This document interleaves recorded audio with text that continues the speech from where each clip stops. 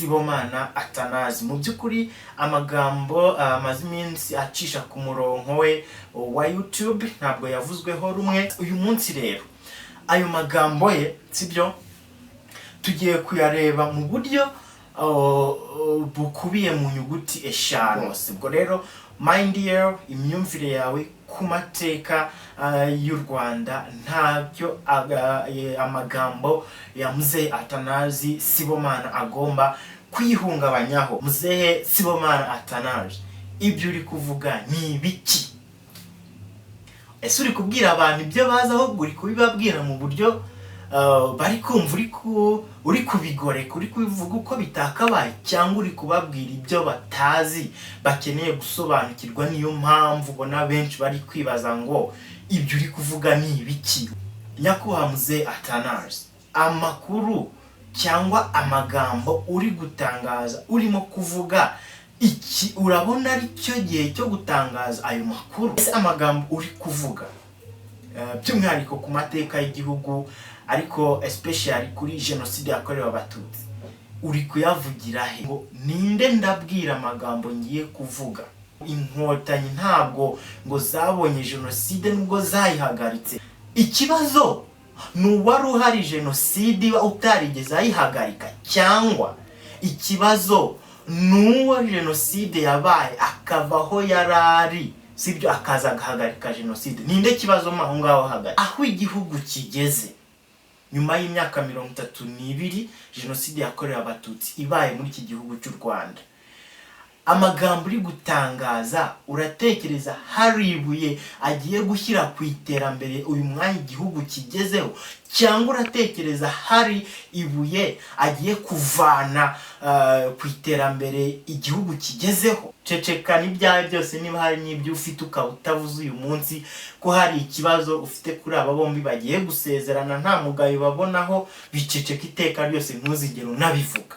Kuba umuntu birenze kuba umuntu, birenze kuba uri umuntu, birenze kuba ndi umuntu mu gihagararo nk'uko mumbona gutya, cyangwa no kuhura n'abandi bakakubona, ahubwo biragenda bikagera no kuba umuntu m'imbere. Newishema nanone no kuguha ikaze kuri Done Media TV. Nitwa Don the Great. Iki ni ikiganiro kuba umuntu. Hey, aho uri hose, by'umwihariko weho wakoze subscription ukiyemeza kujya ubana natwe ugakurikirana ibiganiro dukora umunsi ku munsi, nkuhaye ikaze kabisa, kandi nshishikariza nawe utarakora subscription ngo ujye ubasha kubana natwe ndetse dufashe no kwagura umuryango wa Done Media TV. Ukore subscribe ubundi tujye twibanira mu kiganiro kuba umuntu. Ni handi nza nkavuga ngo kuba umuntu birenze kuba umuntu, birenze kuba uri umuntu, birenze kuba ndi umuntu mu gihagararo nk'uko mumbona gutya, cyangwa no kuhura n'abandi bakakubona, ahubwo biragenda bikagera no kuba umuntu m'imbere, icyo twita ubumuntu. Ubumuntu rero hano mu kiganiro kuba umuntu tubupimira ku ikarita y'ubumuntu. Ikarita y'ubumuntu igomba kuba iriho elements cyangwa se elema z'ubumuntu, kugira ngo umuntu abashe kuba umuntu mu gihagararo, agire n'ubumuntu muri we. Ubwo rero bishatse kuvuga iki? Bishatse kuvuga ko umuntu ashobora kuba ari umuntu mu gihagararo ariko nta bumuntu afite. Ariho hahandi ugera aho umuntu yakoreye igikorwa runaka, aho yavugiye amagambo runaka, nuko ukibaza utese ibi bintu byakozwe n'umuntu koko? Kandi already uri kubona ko cyangwa bigaragara ko ari umuntu wabikoze, ariko ukarenga ukibaza utese ibi bintu byakozwe n'umuntu. Kuki wibaza icyo kibazo kandi umuntu wabikoze uri kumureba? Nuko ufite ikibazo ku bumuntu bumurimo muri we m'imbere. Wa wundi uhagaze aho ngaho nta kibazo uba ukimubaraho, wa wundi uhagaze aho ngaho nta kibazo uba ukimubonamo, ahubwo bwa bumuntu burimo muri we m'imbere nibwo usigara ufite ikibazo, ukibaza uti ibi bintu byakozwe n'umuntu kandi uri kumureba. Naho ngaho rero ikiganiro kuba umuntu kizira, kikongera kikatwibutsa, kikongera kikatwubakamo ubumuntu, kikongera kikatwibutsa ko kuba umuntu bitarangirira kuba uri umuntu mu gihagararo gusa, kikongera kikatwibutsa ko kuba umuntu udafite ikarita y'ubumuntu iriho elema z'ubumuntu ari igisebo gikomeye bidakwiye umuntu nyamuntu. Nkongera nkaza nkatanga urundi rugero nkavuga ngo reba telefone yawe utunze ikuremo ama sim cards, ikuremo sim card umbwira icyo urasigarana. Of course urasigarana telefone ariko mu by'ukuri itabasha kurizoninga, itabasha gufata rezo, sibyo, itabasha gutuma uconnecta n'abandi, communicatinga n'abandi. Ariko fata sim card uyishyiremo, ako kanya telefone itangira guconnectinga, sibyo, itibona impamvu yo kubona rezo. Niyo karita ubushyizemo. Nkaho ibyo bidahagije, iyo karita ikabiriho nimero z'abantu akaba arizo zigufasha kuba wavugana n'umuntu runaka muga communicating. Ni nako mu umuntu rero, umuntu uhagaze mu gihagararo gusa nza nkamugereranya niyo telefone itarimo sim card. Mwongera nkafata karita ka sim nkagashyira muri telefone ikabatangiye kubona, ikabibonyerezo. Ni wa muntu tuba dufasha ubumuntu bwe mu gihagararo tukamushyiramo ikarita y'ubumuntu iriho elema z'ubumuntu, akabasha kuba umuntu bitari mu gihagararo gusa kandi birenze kuba yaba ari umuntu tubonesha amaso yacu gusa. Niyo mbundo rero kandi ni nayo mpamvu y'ikiganiro kuba umuntu. Mbashimiye ko mwahisemo kubana natwe. Reka uyu munsi turebe muri rusange hari amagambo amaze iminsi atangazwa ku mbuga nkoranyambaga, by'umwihariko ku rubuga rwa YouTube, atangazwa n'umusaza witwa Sibomana Atanazi. Mu by'ukuri amagambo amaze iminsi acisha ku murongo we wa YouTube ntabwo yavuzweho rumwe. Benshi banavuga ko kandi binagaragara ko ari amagambo apfobya amateka y'igihugu, avuguruza amateka y'igihugu, by'umwihariko ku mateka ya jenoside yakorewe abatutsi muri Mata mu 1994. Ntago benshi babyumvishe kimwe nawe kubera amagambo amaze iminsi atangaza. Uyu munsi rero ayo magambo ye, sibyo, tugiye kuyareba mu buryo bukubiye mu nyuguti eshanu. Tugiye kuyarebera hamwe mu buryo bukubiye mu nyuguti eshanu za wa. Inyuguti eshanu za wa, ibyo benshi bita W mu rurimi rw'icyongereza. Mu Kinyarwanda turayita wa, ariko mu Cyongereza tuyite W. Iya mbere turaza kureba ngo what. Ese ni igiki ugiye kuvuga, sibyo? Icya kabiri turaza kureba ngo when. Ese icyo ngicyo ugiye kuvuga ugiye kukivuga gihe ki, sibyo? Ubundi icya gatatu turebe ngo where, bisobanuye ngo hehe. Ese ibyo ugiye kuvuga ugiye kubivugira hehe, sibyo? Indi nyuguti ni who. Ibyo ugiye kuvuga ugiye kubibwira nde? Indi nyuguti ya gatanu yawa turareba ni why. Ese kubera iki ugiye kuvuga cyangwa uri kuvuga ibyo uri kuvuga?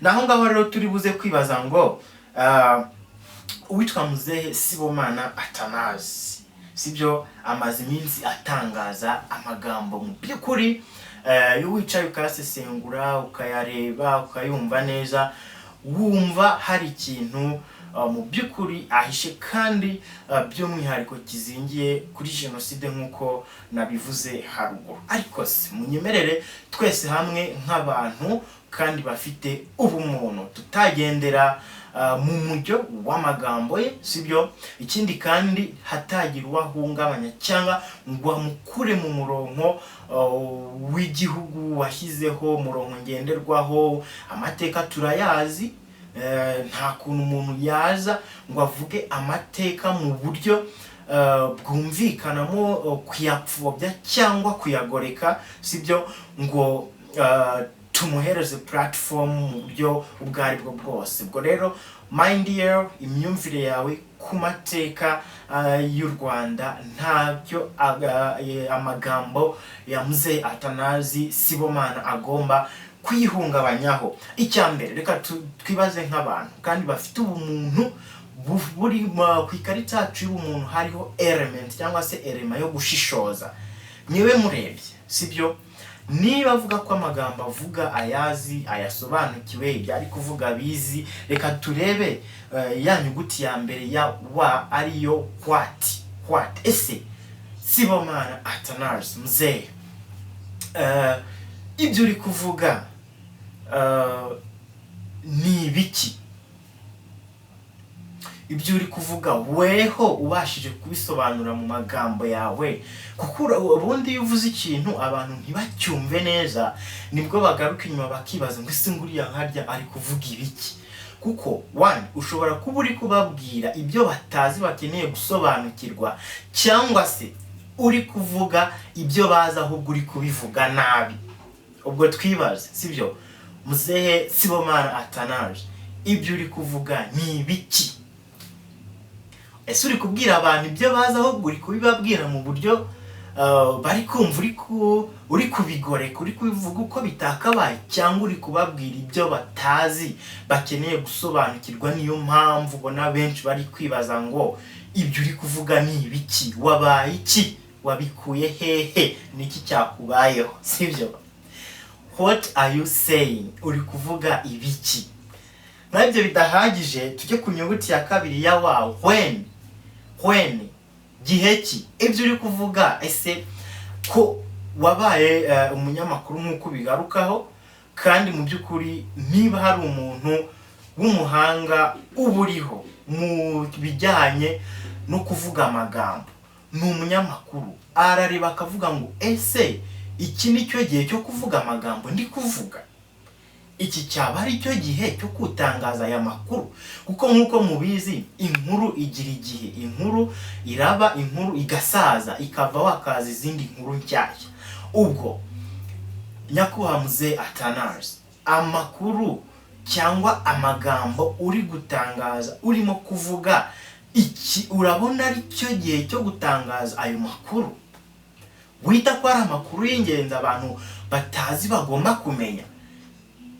Ese reba, aho ntabwo ari amakuru yacyuye igihe uri kubwira abantu mu buryo ahubwo batabyumva, bafite amakuru y'ingenzi kandi ya nyayo bazi, ukaba uri kubabwira amakuru yacyuye igihe nayo atariyo. Igihe uri kuvugira amagambo uri kuvuga cyaba ari igihe cya nyacyo?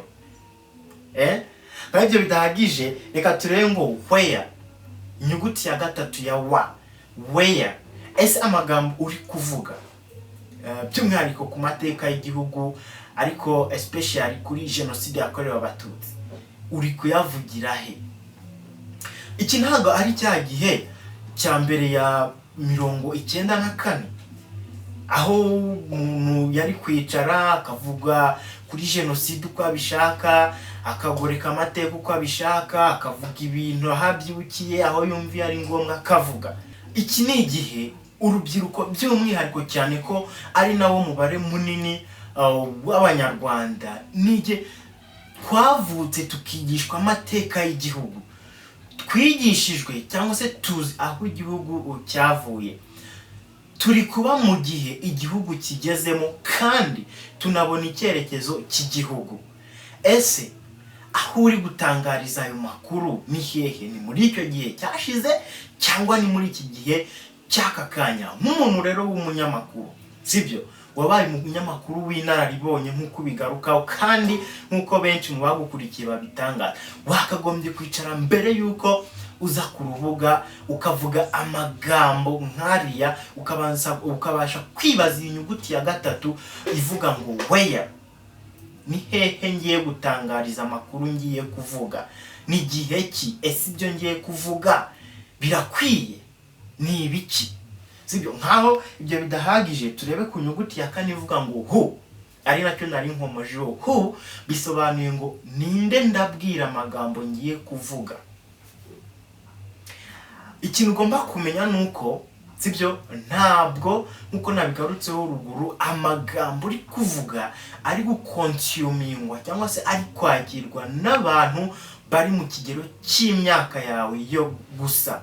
Imyaka yawe ni myinshi kabisa, nubwo nta muntu umara igihe gihagije ku isi nk'icyo abashaka, ariko nkuko wabigarutseho mu biganiro uti nge ndi umuntu mukuru, sibyo, ushobora kuba ari kuvuga ibyo mwe mutabonye, ariko niba tutarabibonye ukabubizi aho, kuko ari naho wahereye uvuga ko umuntu jenoside yabaye atari mu gihugu atakagombye kuyivugaho, ubwo yakagombye kuvugwaho n'uwo yabaye ahari, ukitangaho urugero uti ngiye yabaye mpari nanahishe abatutsi nzi byabaye nzi uko byabaye, ninjye wakagombye kubivuga.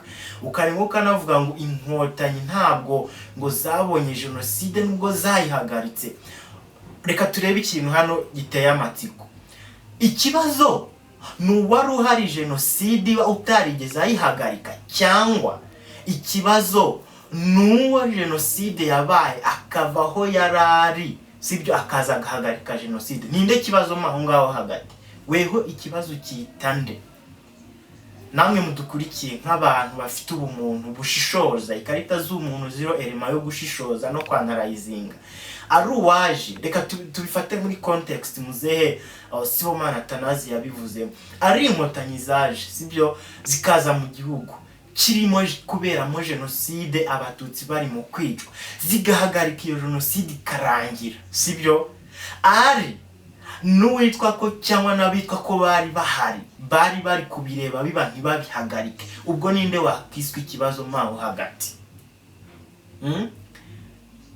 Namwe mubyibaze nk'abantu abakunzi b'ikiganiro kuba umuntu mu bumuntu bwacu twanarayizinge, tubyumve ninde wakagombye kuba ikibazo hagati y'abo bantu babiri. So ubwo rero inyuguti yaho irakubaza ngo ese uri kubwira nde ibyo uri kuvuga? Twe ntabwo duha agaciro, ubwo nimvuga twe wumve urubyiruko muri rusange, sibyo? Kuko muri uku kwa kane twari turimo kwibuka jenoside yakorewe abatutsi muri Mata mu 1994 ku nshuro ya 32. Bivuze ko uwavutse muri 1995 ntabwo akiri urubyiruko, already afite imyaka 30, afite imyaka irenga 30. Kandi uzi ko umuntu w'urubyiruko ni ukuva ku myaka mitoya y'ubukure kuzukagera ku myaka 30. None uyu munsi dufite n'abavutse nyuma ya jenoside barengeje niyo myaka yuko ari urubyiruko. Ubwo nivuga twewe, wumve mu urubyiruko, reka mfatire aho ngaho. Twewe, sibyo, mu mateka y'igihugu cyacu mu mizi tuzi, ntabwo turaha agaciro cyangwa ntabwo duha agaciro uvuga ko ibintu byabaye ntagire ubushobozi bwo kubihagarika, ahubwo turahereza agaciro uwo weho muze Atanazi witwa ko byabaye adaharakaza akabihagarika. Uyu munsi tukaba turi mu gihugu giteye imbere gifite amahoro n'umutekano, sibyo? Nibyo ngibyo twe turagenderaho nk'urubyiruko rw'u Rwanda. Urubyiruko rw'u Rwanda nibyo twe turagendera, sibyo? So reba ngo amakuru ndi kuvuga, ndi kwita amakuru, ebyo uri kwita amakuru, ndi kuyabwira nde? Inyuguti ya 5 noneho nivuga ngo why. Ya nyuguti ya wa ya 5 iravuga ngo why. Kubera iki? Ese kubera iki ndi kuvuga amagambo ndi kuvuga? Kubera iki ndi gutangaza ibyo nita amakuru ndi gutangaza? Kubera iki? Birubaka iki? Birafasha iki? Reka tubirebe muri iyi context. Aho igihugu kigeze nyuma y'imyaka 32 jenoside yakorewe abatutsi ibaye muri iki gihugu cy'u Rwanda, amagambo uri gutangaza, uratekereza hari ibuye agiye gushyira ku iterambere uyu mwanya igihugu kigezeho, cyangwa uratekereza hari ibuye agiye kuvana ku iterambere igihugu kigezeho? Aha ni handi mu rusengero nkunda session y'abantu barimo gusezerana, sibyo? Hari aho bigera bakavuga ngo ni mbere yuko baba basezerana gato babaranga mu rusengero, hari aho pastor abahagurutsa cyangwa se padiri akabazana imbere akabaza itorero ati muri mwe ninde waba ufite ikibazo cyangwa impamvu yatuma aba bombi badasezerana? Noneho yabura bakavuga bati niba buze muzaceceke mpaka. In English, I'm sorry to translate so, to interpret so, mu cyongereza baravuga ngo hold your peace forever. Ceceka n'ibyawe byose niba hari n'ibyo ufite ukabutavuze uyu munsi ko hari ikibazo ufite kuri aba bombi bagiye gusezerana nta mugayo babonaho, biceceka iteka ryose ntuzigere unabivuga. Ibi rero biraza kuba applied kuri inyuguti ya wa ivuga ngo why. Kubera iki? kubera iki uri gutangaza ibyo uri gutangaza, uri kubazina birafasha iki? Wakagombye nk'umunyamakuru wabikozemo umwuga kandi ubifitemo experience, wakagombye kureba ngo si kubera iki aya makuru ngiye kuyatangaza, arafasha iki, arubaka iki, arasenya iki. Niba rero nk'umunyamakuru waricaye ukanalizinga ibyo byose, sibyo, ukaza gusanga mu by'ukuri amakuru ugiye gutangaza nta kintu ari buze kubaka, agamije gusenya, turabifata muri iyo context. Kuko uri umuntu w'inararibonye mu itangazamakuru, bivuze ko wagiye kwicara imbere ya kamera ugatangaza cyangwa ukavuga, sibyo, wabanje kwanalizinga, gukorera ubugororangingo ibiganiro ugiye gukora. Ngo tugendeye kuri iyi nyuguti ya why, kubera iki wasanze impamvu, sibyo, ari uko ugomba kubitangaza. Kandi twe tubirebye mu by'ukuri mu buryo buri analyze, turabona ko mu by'ukuri biri mu mujyo wo kugoreka ibyo dusanzwe tuzi, ibyo dusanzwe twizereramo, ibyo dusanzwe dukoreramo iterambere dusanzwe turimo, biri off line, biri mu murongo udahuye. Ubwo rero bakagombye kubaza, ndetse n'abandi bantu mumurikiye mu kiganiro k'umuntu, twakagombye kugira iyi erema ku ikarita z'umuntu bwacu yo kwibaza ngo cyangwa ivuga ngo gushishoza. Ese muri izi nyuguti eshanu za wa arizo what, when, where, who, why, sibyo, tukibaza ngo ni byari ngomba kuvuga, sibyo, ese ngiye kuvuga iki, ese icyo ngiye kuvuga ngiye kukibwira nde, ese ibyo ngiye kuvuga byo ngiye kubivugira he, ese aho ngiye kubivugira harakwiye, ese kubera iki ngiye kubivuga. Mu kiganiro kuba umuntu, nk'abantu dufite ubumuntu, dufite ikarita z'umuntu, ntitwibagirwe kwigiramo iyi erema, ntitwibagirwe kugira iyi erema ku ikarita zacu z'ubumuntu yo kubanza gushishoza no gukaraga ururimi no kwibaza ibibazo mbere yuko tuvuga. Ese Muzehe Atanazi, Sibomana Atanazi, reka nkubaze ikindi kibazo. Niba warakoreye igihugu nk'uko bivuga, icyo ngomba kukubwira cyo nuko nacyo kitigeze kikwibagirwa, kuko niba ureba cyangwa ugashishoza ugakurikirana comment z'abantu bakuzi kandi bakuzirikana ziba ziri mu biganiro byawe, uzabikurikirana ubisome. Niba usoma content comment section uzabibona. Niba ushobora kujya muri comment zawe ugasanga bose hafi like 50%, 50% baravuga bati Muzehe Atanazi waradushimishije, waduhaye ibyishimo, turagukunda, twaragukunze, ukabona comment nyinshi ziri muri ubwo buryo. Ni hehe uvuga ko wakoreye igihugu ariko kitari konesa ibyo wakoze? Niba ushobora gushyiraho ikiganiro ku muyoboro wawe wa YouTube, ikiganiro kikarebwa n'abantu nkaho batakirebye gusa ngo baceceke, bakajya no muri comment bakakuvugisha, kandi wakwanarazinga cyangwa wareba comment za uruhande ruri negative n'uri positive rwa comment bashyize, ugasanga ururi positive nibwo runini, bose barakurekonesa, barakurecognizinga nk'umunyamakuru w'umunyamwuga, nk'umunyamakuru wabikoze neza, agatanga ibyishimo, agahereza abanyarwanda ibyishimo. None uhera he uvuga ko igihugu kitakuzi? Ushaka kumenywa n'igihugu mu buryo buhe burenze ubwo? Wenda wavuga uti nkamenywa n'igihugu wenda mu buryo bufatika, of course, ariko mbabajwe cyangwa ntangajwe n'ukuntu uri umuntu w'inararibonye mu mwuga w'itangazamakuru ukaba udashobora no kwumva ko benshi bagukunda, ushobora kuza ugakora ikiganiro kiri mu bundi buryo, hakavamo benshi bavuga bati Muzehe yaduhaye ibyishimo, yadukoreye kabisa umuti, nk'uko abenshi bavuga iki gihe, reka tumusure, tumwiteho, like iyo logic wagombye kuba nayo warayigize, sibyo? Kuko ufite umuryango munini nyarwanda ukurekonesa, ugukunda, ubikwereka muri comment. Reba nawe ubwoko bw'ikiganiro uri gukora, ariko bakarengaho bakavuga bati we love you, turagukunda, waduhaye ibyishimo, uri nararibonye, you get this. uri kumva ibyo mvuga.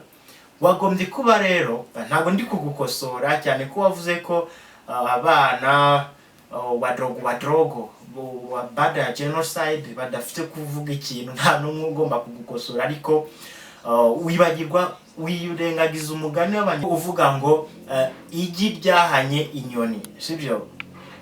So numva rero mu bugorora ngingo bw'ibiganiro byawe hari hagombye kuba ikintu cyo kureba ngo ese nkora ikiganiro kimeze gite, ahubwo cyatuma nongera kuvugisha abantu banjye, sibyo? Nkababwira ibyo nshaka kubabwira ariko bitari muri uyu murongo. Bakureko neza, niba barabahaye ibyishimo barabikwereka, kandi bakagombye no kuba bari kubikwereka yukora n'ubundi n'ikindi kiganiro kitari muri iriya genre, kitari muri iriya genre, sibyo?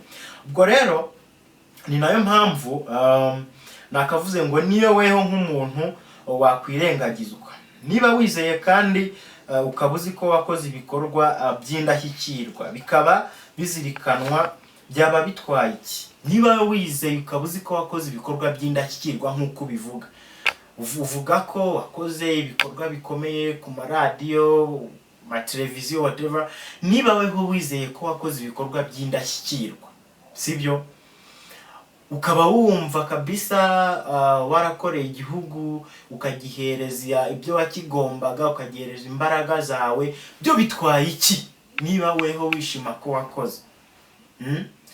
Wibagije ko umuntu aba intwari yapfuye, kuri umuntu mukuru ibyo ngibyo wagombye kuba ubizi. Ninde uzi wagizwe intwari ariho? Umuntu aba intwari cyangwa agirwa intwari atariho. Ese ibikorwa byawe bibaye bishimwa n'abanyarwanda, bibaye bishimwa n'igihugu hafi ya cyose, sibyo? Byo ishema ryaba rirenze icyo, iryo ngiryo ni ishema riteye rite? Byaba bitwaye iki byo?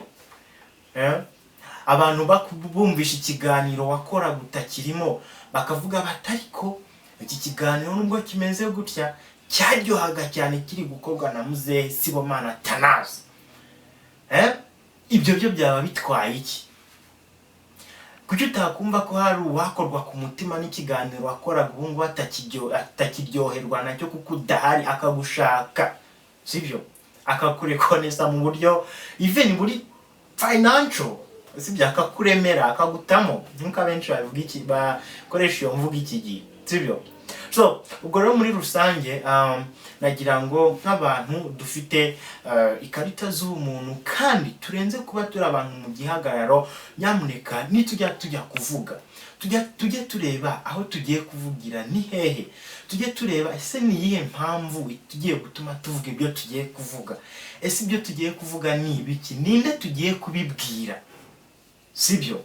So ibyo ngibyo rero ni element cyangwa se ni element tugomba kugira ku ikarita z'umuntu bwacu, kugira ngo turusheho gusigasira ubumuntu bwacu, turusheho kuba abantu berenze kuba turi abantu mu bihagarara, ahubwo tuba abantu no mu bumuntu bwacu ubwo mo imbere. Nta ninza nkavuga ngo tutazaba abantu bavuga ibintu babivuga umuntu yakumva ibyo twavuze akavuga atariko ibi bintu, uyu muntu wavuze ibi bintu afite ubumuntu, agatangira kandi byavuzwe nawe ari kubona kuri umuntu, ariko agatangira guquestioninga cyangwa kugira ikibazo ku bumuntu bukurimo bwakagombye kuba bwakumenyesheje ibyo uvuga n'ibyo utagomba kuvuga. Iyo ni impamvu ikomeye rero nk'abantu dukurikira ikiganiro kuba umuntu tugomba kugira element yo gushishoza ku ikarita z'ubumuntu zacu, sibyo? Ni handi kandi nza nkavuga ngo weho haranira, sibyo, gukora ibyo ugomba gukora, ubikora uko bigomba gukorwa, ubundi wicecekera. Kora ibyo ugomba gukora, ibyo utegetswe gukora muri sector yose urimo, just bikora uko bigomba gukorwa, ubundi witahire, wiryamire, wiruhukire. Ejo ugenda ukora ibyo ugomba gukora nk'uko bigomba gukorwa, sibyo? Ntawe ubangamiye, ntawe ubungabanyirije amahoro, ubundi utahe. Uko niko kuba umuntu, nta gusahinda. Nitwa Don the Great. Iki ni ikiganiro kuba umuntu. Ndagushimiye ko twabanye. Iyi ni Done Media TV. Nizeye ko tuzongera kubana mu biganiro bikurikira ubutaha.